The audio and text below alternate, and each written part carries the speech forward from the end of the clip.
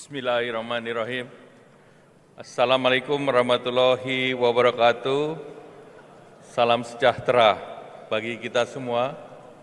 Yang kami hormati Bapak Ahmad Muzani, Ketua Majelis Permusyawaratan Republik Indonesia, Bapak Edi Baskoro Yudhoyono, Wakil Ketua MPR, Ibu Destri Damayanti,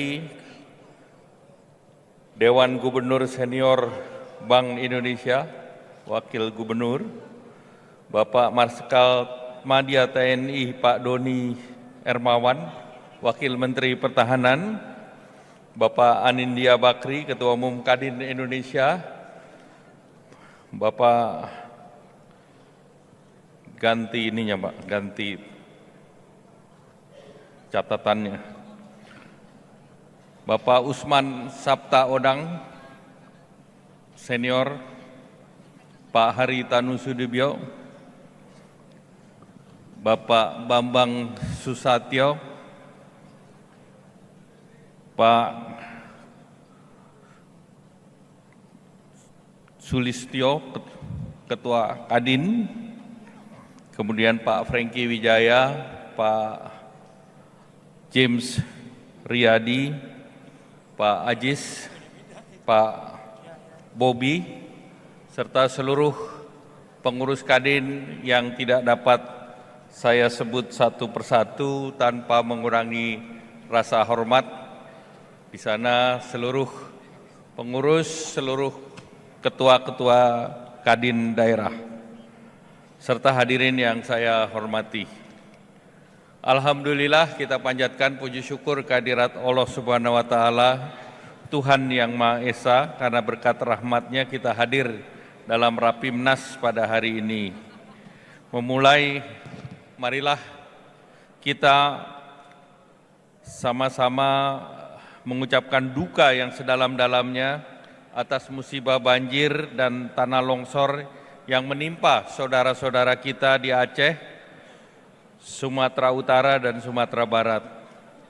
Dan izinkanlah bagi yang beragama Islam, marilah kita bacakan Al-Fatihah agar korban yang meninggal dunia mendapatkan tempat terbaik di sisi Tuhan yang Maha Esa dan diampuni segala dosa-dosanya. Al-Fatihah. Alhamdulillah.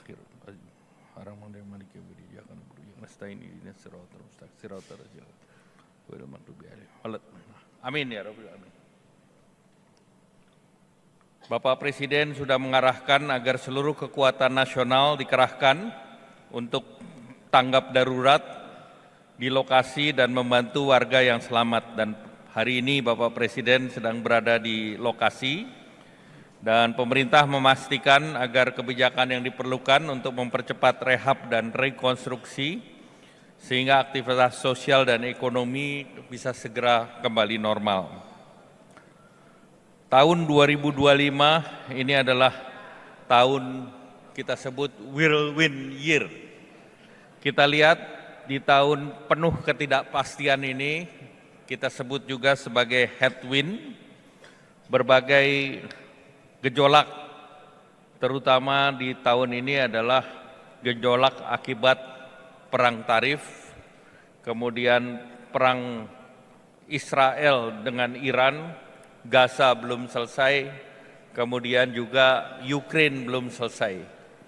Namun kita melihat ekonomi sebetulnya sudah kita restart dengan di kuartal ketiga, antara lain tingkat suku bunga mulai dipotong dan BI memotong tingkat suku bunga 125 basis point tahun ini, dan ini juga mendorong perekonomian sudah mulai di restart, dan Menteri Keuangan menggelontorkan dana sebesar 200 triliun akibat dari penggelontoran dana dan juga tingkat suku bunga yang dipotong ini efeknya adalah di tahun 2026. Kita lihat aktivitas manufaktur ekspansif dan impresif. Tahun ini sudah naik ke 53,3 per November, hari ini diumumkan, Artinya ini akibat dari permintaan dalam negeri yang cukup tinggi. Kemudian kita lihat indeks keyakinan konsumen itu 121,2%, 121,2, basisnya 100. Kalau kita menggunakan Mandiri Spending Index itu juga sudah 312. Kemudian penjualan motor sudah naik juga di 8,4. Penjualan mobil stabil, namun penjualan mobil listrik naik 18,27%. Jadi terjadi shifting dari mobil bensin ke mobil listrik. Dan kalau kita lihat kemarin di pameran di Bumi Serpong Damai, harga mobil rata-rata 300 juta rupiah, dan bahkan ada mobil yang harganya 175 sampai 190. Artinya dengan kehadiran electric vehicle, harga mobil tertekan ke bawah, dan ini belum pernah terjadi sebelumnya. Dengan indikator tersebut, kita melihat bahwa seluruh resiko ke depan itu sudah price in di baik itu di rupiah, di tingkat suku bunga, maupun di berbagai faktor lain. Jadi ke depan kita melihatnya ke depan kita didorong oleh tailwind. Jadi yang ada resikonya upside risk daripada downside risk. Kalau kita lihat juga kita melakukan optimalisasi event belanja nasional, angka total yang di-spending ditargetkan 120 triliun. Mulai dari diskon kereta api, event pariwisata, kemudian ada penjualan epic sale, itu di minimarket, Alfamart, Indomart, dan yang lain, itu dengan program diskon, diperkirakan target transaksinya 56 triliun, Harbolnas secara online 10-16 Desember, atau diskon, kalau di negara lain namanya diberikan diskon, itu sebesar 34 triliun dan fokusnya pada produk UMKM. Ditargetkan UMKM yang dibelanjakan adalah 18 triliun dari 34 triliun. Kemudian program belanja di Indonesia saja, seluruh mal berpartisipasi, dan ini mulai tanggal 18 sampai tanggal 4 Januari targetnya 30 triliun. Jadi dengan demikian seluruh potensi yang ada kita kerahkan. Sehingga ke depan kami optimis di tahun 2026 pemerintah akan membelanjakan untuk program prioritas sebanyak 2.567,9 triliun dari anggaran 3.842 triliun. Program itu terdiri dari ketahanan pangan, pengadaan beras bulog, anggarannya 164,4 triliun, kemudian ketahanan energi, itu dengan subsidi energi sebesar 402,4 triliun, makan bergizi gratis yang per hari ini sudah 44 juta masyarakat yang menikmati makan bergizi gratis, anak-anak sekolah, itu tahun depan dianggarkan 335 triliun dan ini akan ditargetkan untuk 80 juta sampai bulan Mei atau Juni tahun depan. Dan tentu ini multiplier efeknya juga luar biasa. Kemudian dari program pendidikan 757,8 triliun, termasuk sekolah-sekolah unggulan, sekolah rakyat, dan juga sekolah yang sifatnya nanti memperbaiki seluruh fasilitas pendidikan. Untuk kesehatan sebesar 244 triliun, pembangunan koperasi UMKM 181,8 triliun, kemudian untuk pertahanan 424 triliun dan akselerasi investasi perdagangan global 57,7 triliun. Di antaranya juga beberapa kegiatan termasuk untuk perumahan PPN ditanggung pemerintah sampai tahun 2027 sehingga tentu backlog dari perumahan kita bisa dorong, KUR untuk perumahan juga disediakan 130 triliun. Jadi ini semua angka yang besar yang kami mohon agar pengurus Kadin bisa terus mendorong berbagai program yang terkait dengan yang sudah disiapkan oleh pemerintah. Diplomasi ekonomi terus dilanjutkan.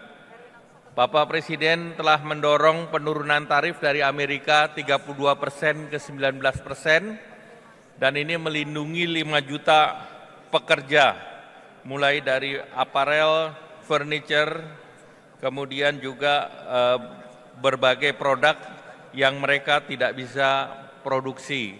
Antara lain termasuk produk yang hanya tumbuh di negara tropis, tidak tumbuh di subtropical, termasuk CPO, rubber, kafe, kakao, itu akan diberikan tarif 0%. Nah, kita sedang bicara dengan Amerika, dan mudah-mudahan kita bisa segera memfinalkan legal draftingnya. Kemudian Kanada CEPA sudah ditandatangan 24 September, ekspor kita diharapkan bisa meningkat, dan juga andalan kita tekstil, alas kaki, furniture, makanan olahan, kayu, elektronik ringan dan otomotif, termasuk sarang burung walet. Nah, proyeksi dampak ekspor ke Kanada diharapkan bisa meningkat dalam waktu 3-4 tahun ke depan. Kemudian dengan EU CEPA, Indonesia sudah selesai, sudah diumumkan 23 September, sekarang legal drafting dengan penerjemahan kedua, dan itu akan dibahas di Parlemen EU. Kami sudah melakukan pendekatan dari partai yang paling kiri sampai paling kanan, dan mereka semua mendukung EU CEPA tersebut. Karena ini akan menjadi salah satu strategik terbesar, dan EU CEPA dengan Eropa sebanyak 90% tarif produk Indonesia akan nol, demikian pula dengan EU, sehingga ini akan 0 to 0. Dan di EU CEPA ini sudah mengupgrade juga perjanjian digital, sehingga perjanjian EU dengan Singapura itu kalah advance dengan perjanjian Indonesia ini, karena klasternya sudah masuk, dan juga dengan kerjasama Indonesia ini, EU mengundurkan lagi undang-undang EU deforestasi, kemarin sudah dibawa ke parlemen dan diusulkan mundur sampai 2027. Ini juga kemenangan Indonesia, karena Indonesia adalah like-minded country yang memimpin untuk memperbaiki undang-undang dari EUDR. Kemudian yang terkait dengan Comprehensive Agreement for Trans-Pacific Partnership, CPTPP, Indonesia akan memulai aksesinya tahun 2026. Kemarin sudah dalam rapat disetujui, karena kemarin Uruguay duluan, mereka timnya dimulai duluan. Kemudian yang berikut adalah Indonesia, Meksiko, Peru. Nah, ini yang akan masuk sebagai anggota CPTPP berikutnya. Terkait dengan BRICS, ini merupakan akses pasar baru. Dengan BRICS kita juga melihat merupakan potensi kerjasama Global South. Sebagai konsekuensi Indonesia memimpin konferensi Asia Afrika, maka normal dengan BRICS ini ada China, ada India, ada Brasil, ada Rusia, maka bergabungnya Indonesia juga ditindaklanjuti dengan bergabung kepada New Development Bank, dan pemerintah sudah sepakat untuk memberikan dana 1 miliar untuk invest di New Development Bank. Jadi kita menjadi anggota dan langsung berpartisipasi aktif dalam persiapan New Development Bank. Berikut untuk aksesi OECD, Indonesia sudah menyiapkan bahwa dengan masuknya EU CEPA, maka 27 negara sudah like-minded mendukung Indonesia. Amerika dalam negosiasi juga selalu menyebut OECD, demikian pula Jepang, Korea, Australia, dan New Zealand, sehingga mungkin dari 37 negara, 34 negara sudah secara terbuka mendukung Indonesia, dan nanti tanggal 11 Sekretaris Jenderal Korman akan datang ke Indonesia, dan kita dijadwalkan target tahun 2027 kita menjadi anggota OECD. Kita mohon dukungan dari stakeholder Kadin. Nah, selanjutnya prioritas di ekonomi hijau, pemerintah komit untuk membangun Super Green Corridor, GRID 70.000 km, kemudian juga net zero emission melalui carbon capture dan storage. Indonesia adalah gudang karbon terbesar di Asia, yaitu 600 gigaton. Dengan 600 gigaton itu seluruh emisi karbon Australia bisa diserap di Indonesia dan itu masih sisa. Demikian pula Korea dan Jepang. Nah, ini menjadi satu model baru yang kita harus berhati-hati karena ini akan ada import dan ekspor daripada karbon dan kita jangan menjadi pihak yang tidak diuntungkan karena dan juga salah satunya adalah carbon capture dan storage dan utilization ini bisa juga menjadi peningkatan daripada gas karbon kita seperti enhanced oil recovery, tetapi ini enhanced gas recovery. Kemudian kemarin investasi yang akan didorong oleh Jepang, BP dan ExxonMobil itu nilainya 15 miliar US dollar dan ini sudah komit. Just Energy Transition dalam KTT G20 kemarin di Afrika dilanjutkan karena ini di-launch oleh Indonesia pada saat kepemimpinan Indonesia di Bali yang lalu. Demikian pula anggaran dari Just Energy Transition ini 20 miliar walaupun Amerikanya mundur tetapi yang lain tetap komit dan juga Indonesia mendorong ASEC yang dipimpin Jepang sebesar 500 juta. Beberapa proyek sudah on the pipeline seperti Legok Nangka. Nah, mesin ekonomi berikut adalah mesin digital. Pemerintah melihat dengan adanya Digital Economic Framework Agreement, maka ekonomi digital yang hari ini 90 miliar dan diprediksi di 2030 360 miliar atau di ASEAN 1 triliun, ini akan meningkat 2 kali, sehingga potensi ekonomi digital Indonesia sebetulnya bisa mencapai 600 miliar dolar di 2030. Salah satu yang menjadi andalan Indonesia adalah digital payment system. Ini terima kasih kepada BI, Bu Destri. KRIS telah digunakan 57 juta penduduk Indonesia, dan ini tentu sangat ditakuti di Asia maupun di Amerika, di mana pengguna kartu kredit sekarang tinggal sekitar 18 juta. Jadi akan semakin banyak orang menggunakan KRIS, menggunakan tidak dalam bentuk cash, tapi dan banyak orang Indonesia tidak bawa dompet, tetapi bawa handphone.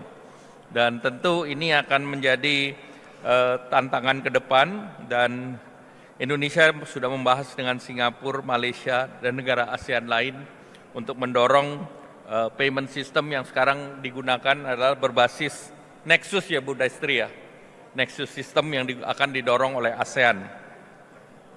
Nah, program-program jumlah talenta digital sangat diperlukan. Kita butuh 12 juta talenta dan saya berharap Kadin nanti bisa mengisi untuk hal tersebut.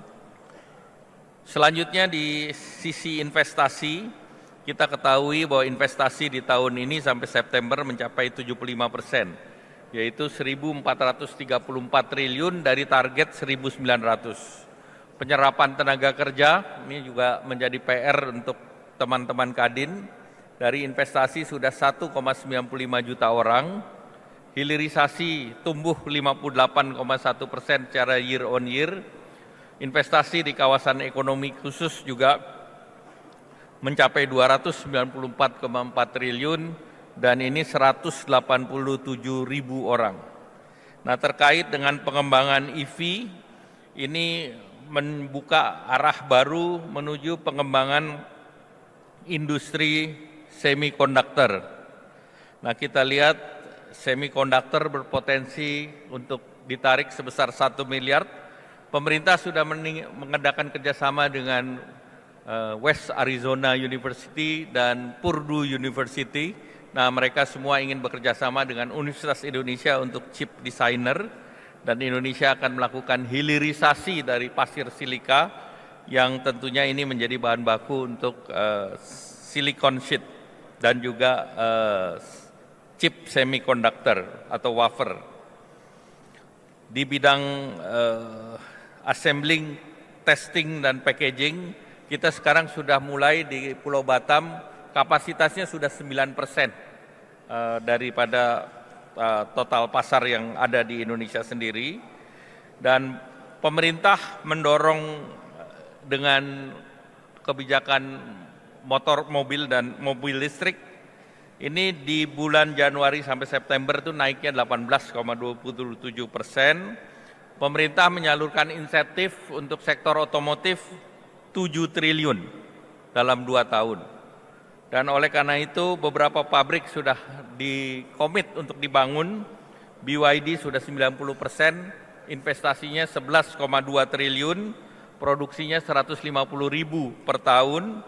Kemudian Chery investasi tambahan 5,2 triliun, dia sudah punya 2-3 merek sampai dengan tahun 2030. Wuling investasi 9,3 triliun untuk otomotif, dan untuk pabrik baterai 7,5 triliun. Finfast dari Vietnam sudah invest 3,7 triliun, kapasitasnya 50.000 unit per tahun. Hyundai investasi tambahan 20 triliun, walaupun investasi di electric vehicle masih tinggi, namun pasaran ICE atau internal combustion engine juga masih besar, masih 80%. Dan arahan Bapak Presiden bahwa kita perlu menyediakan anggaran untuk pengembangan mobil nasional. Jadi untuk ke depan kita dorong untuk mobil nasional, dan kami sudah cek di lapangan di Gaikindo, memang sekarang market terbesar pangsanya adalah mobil-mobil yang di bawah harga 300 juta. Sehingga ini yang didorong juga oleh pemerintah, sehingga affordability menjadi tantangan. Beberapa insentif fiskal kita lanjutkan seperti tax holiday. Ini saya mengingatkan saja, investasi sampai 500 miliar, periode 5 sampai 20 masih ada tax holiday. Kemudian juga ada tax untuk 100 miliar, itu tax holiday-nya 50 miliar. Kemudian ada tax allowance, pembebasan import, dan super tax deduction masih ada. Jadi dengan demikian tentu kami optimis tahun 2026 Indonesia harapannya bisa lebih tinggi dari APBN 5,4%. Dan ini kuncinya ada yang hadir di ruangan ini. Jadi kalau yang di ruangan ini optimis, Indonesia akan optimis. Saya akan tutup dengan pantun, namun sebelum pantun, saya juga sudah kasih kisi-kisi bocoran program-program Bapak Presiden yang harus ataupun diharapkan bisa didukung oleh Kadin, termasuk kita menyiapkan anak-anak muda kita untuk siap kerja. Kita punya lulusan 1,5 juta sarjana setiap tahun, dan kalau bapak-bapak buka lowongan ditulis di bawahnya berpengalaman 1 tahun, 2 tahun. Sehingga yang mau masuk ke lapangan kerja itu di-reject duluan. Jadi dengan program pemerintah, program magang, pemerintah dorong 100.000 lulusan untuk diterima di perusahaan termasuk di kementerian lembaga. Dalam 6 bulan gajinya yang bayar pemerintah. Masa perusahaan nggak mau magang? Dan kalau orang sudah kerja magang, tentu dia sudah mengerti dan diharapkan bisa bekerja langsung. Bayangkan dalam program magang kemarin yang 100.000, 80.000 satu batch, ada yang mendaftar satu posisi 1.000 orang,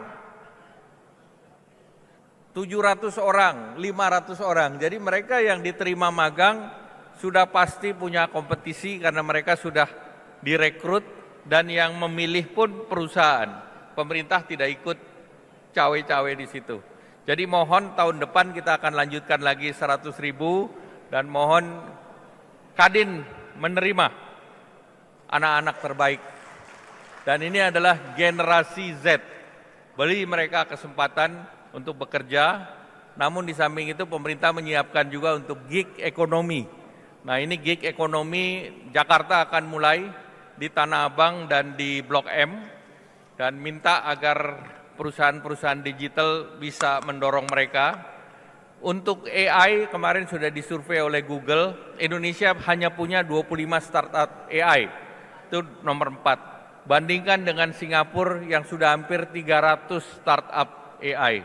Jadi ini juga satu hal yang bisa kita tarik kesempatan, apalagi kita punya data kuat untuk di sektor kesehatan. BPJS saja punya 100-an juta dan ini bisa untuk memperbaiki maupun melakukan desain. Bahkan Bill Gates pun mendukung riset untuk vaksin TB berbasis kepada data yang ada di kesehatan Indonesia. Demikian, terima kasih. Ke pasar baru membeli kain, pulang sore membawa harapan. Bersama pemerintah dan Kadin kita majukan ekonomi bangsa dengan persatuan. Pohon rindang tempat berteduh. Ini tempat berteduhnya Pak Haji Samsudin dan Pak Bambang Susatyo. Angin sepoi menambah sejuk suasana. Kolaborasi kuat membawa berkah dan tumbuh. Indonesia maju, dunia usaha sejahtera. Terima kasih. Wassalamualaikum warahmatullahi wabarakatuh. Terima kasih Pak Erlangga Hartarto, Menko Perekonomian Republik Indonesia yang memberikan kata sambutannya.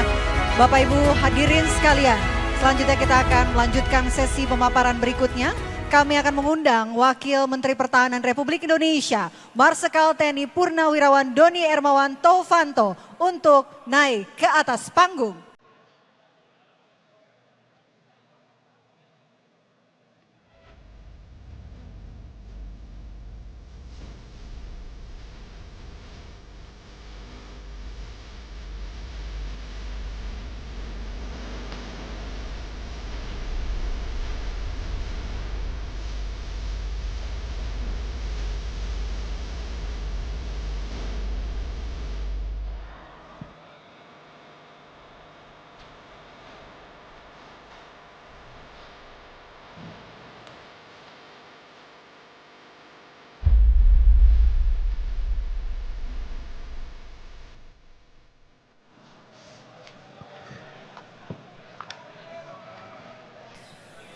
Selanjutnya Bapak Ibu kami mengundang Wakil Menteri Pertahanan Republik Indonesia Marsikal TNI Purnawirawan Doni Hermawan Taufanto untuk memberikan sesi pemaparan.